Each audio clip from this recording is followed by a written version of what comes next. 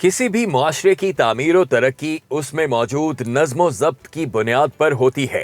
جب لاکھوں انسان ایک مشترک مقصد کی طرف متوجہ ہوں تو یہ ایک منظم نظام کا اظہار ہے۔ تصور رمضان بالکل ایسا ہی ہے۔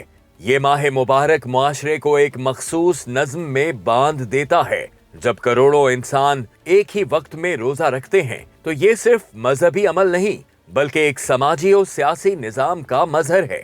قرآن مجید میں اللہ تعالیٰ فرماتا ہے، تم پر روزے فرض کیے گئے ہیں تاکہ تم پرہیزگار بن جاؤ۔ تقوی ہی ریاستی استحکام کی بنیاد ہے، اور جب معاشرہ تقوی پر قائم ہو تو نظم و ضبط خود بخود آ جاتا ہے۔ اس ماہ مبارک میں سب لوگ ایک ہی وقت میں روزہ رکھتے ہیں اور افطار کرتے ہیں۔ یہ اجتماعی رویہ معاشرے میں یکسوئی لاتا ہے۔ جب نوجوان اپنی شہوات کو قابو میں رکھتے ہیں تو وہ معاشرے میں خود ضبطی کا رویہ اپناتے ہیں۔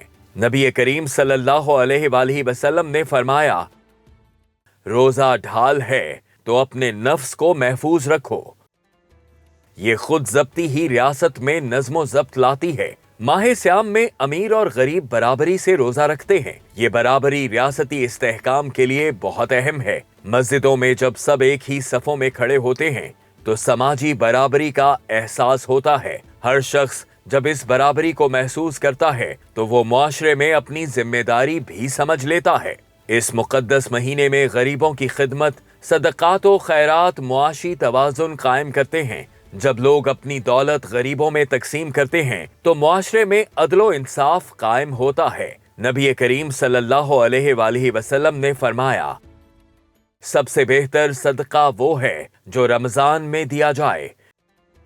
اس خدمت خلق کے جذبے سے نہ صرف طبقاتی تقسیم کا خاتمہ ممکن ہوتا ہے بلکہ معاشرے میں دولت کی گردش اور غربت کا خاتمہ بھی ممکن ہو پاتا ہے۔ اسلام کا سیاسی، معاشی اور معاشرتی نظام محض ایک نظریاتی خاکہ نہیں بلکہ عملی ضابطۂ حیات ہے جس کی بہترین تربیت ہمیں ماہ رمضان کے نظم و ضبط سے ملتی ہے۔ رمضان انسان کو وقت کی پابندی، قانون کی پاسداری، تقوی اور اجتماعی ذمہ داری کا شعور دیتا ہے۔ احیاء خلافت کی جدوجہد کا مقصد یہ ہے کہ سال کے ہر دن میں رمضان جیسی دیانت، احتساب اور عدل کی فضا قائم رہے۔ جب ہر فرد اپنے فرائض کو سمجھے، امانت کو شعار بنائے اور معاشرہ برابری و انصاف کی بنیاد پر استوار ہو تو خلافت کی حقیقی روح زندہ ہوتی ہے۔